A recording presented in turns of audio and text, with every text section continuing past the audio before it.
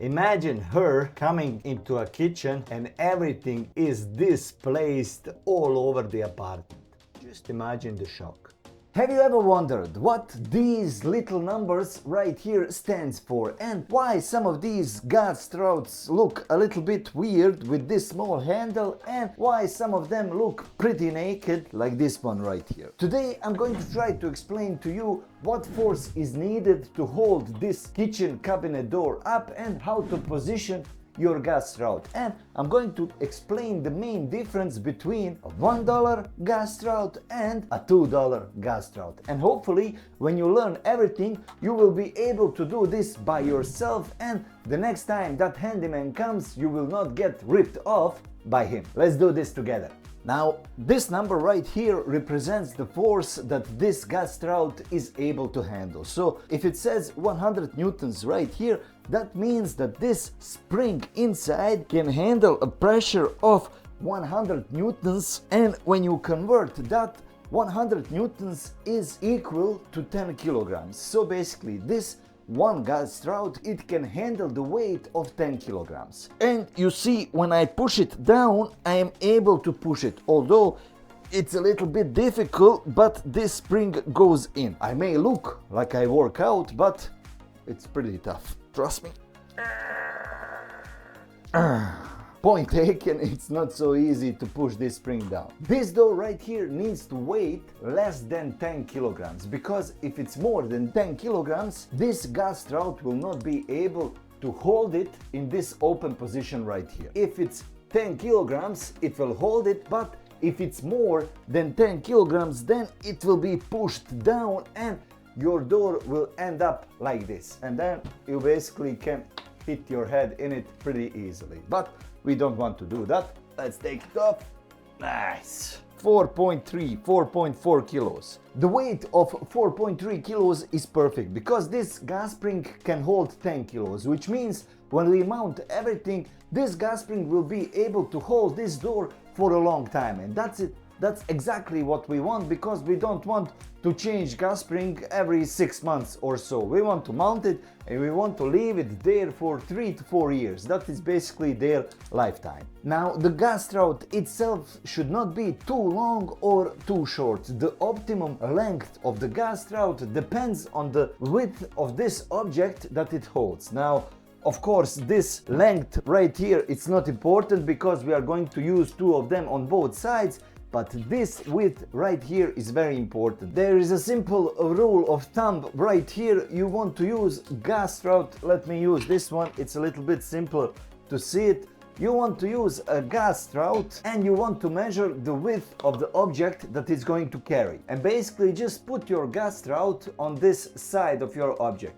And your gas strut should be longer than half of this width, but shorter than 2/3 of this width. Let's say that 2/3 is somewhere here and the half is somewhere here. So basically your gas strut should be somewhere in between these 2 lines. And as you can see, our gas strut is right here in the middle of these 2 lines. Now, this is the optimum length of gas strut because this way you will be able to position it in the most effective way.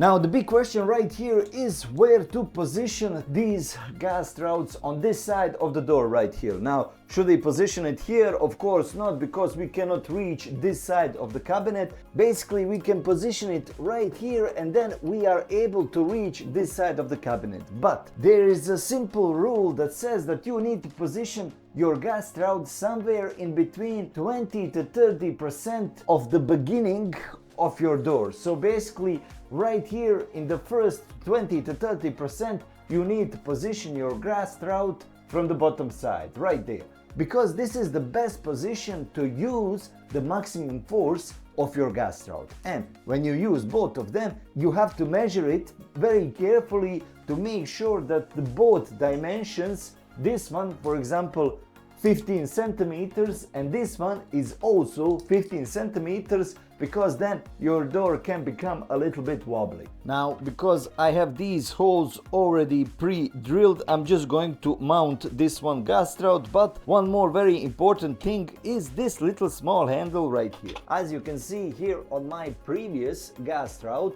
it is mounted like this. And this small handle serves as a soft close. As you can see, when I just push this door down, it will soft close to the end. And that is basically what this little handle does. And as you can see right here, the handle is rotated to the wider part of your door. So take your gas strut, place it there and rotate it like this. The handle goes to the wider part of the door. Very simple. Okay, you have to make sure that this is pretty stable, because there will be a lot of opening and closing of these doors. And then also you can immediately check if this soft close works. Just press your gas strut like this and release it. As you can see, soft close works perfectly. Now, one thing I have forgotten to mention is the difference between these two variants. Now, basically this is a very cheap variant. You can get it for like $1, but this variant doesn't have any soft close mounted on it, while this variant, when it's a little bit more expensive, for like 50 cents maybe, it has this soft close, and then you get this perfect quiet kitchen. Just close it like this, you don't hear anything. While with these that don't have a soft close, it will be something like not very pleasant sound, right? Now, the easiest way to mount this cabinet door is to put these hinges in first. So turn it around, be careful if you have a glass cabinet door like I do right here, and just slide that hinge. Of course, the screw fell out. Nothing can go easy, right? Oh, why should it? Everything has to be a little bit difficult. Of course. Why not? Okay, and the best strategy is to tighten them up a little bit, because we don't want this cabinet door to fall on our head while we are mounting gas struts. When we have our position right here, which is 20 to 30% in the beginning of this total width, then basically just open up your door as wide as you like. It can be like this if you are a shorter person, but for me it's a little bit too low.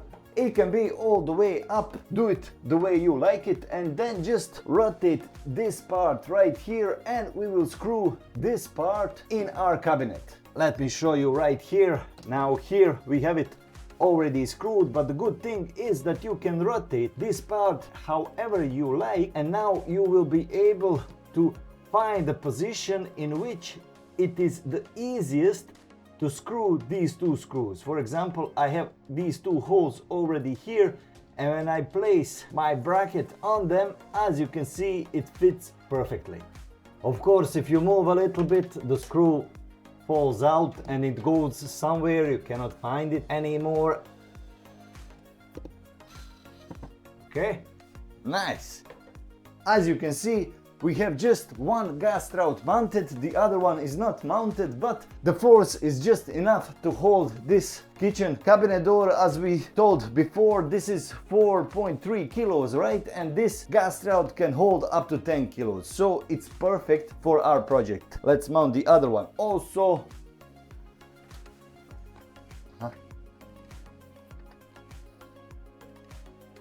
This one we can tighten up. Yes.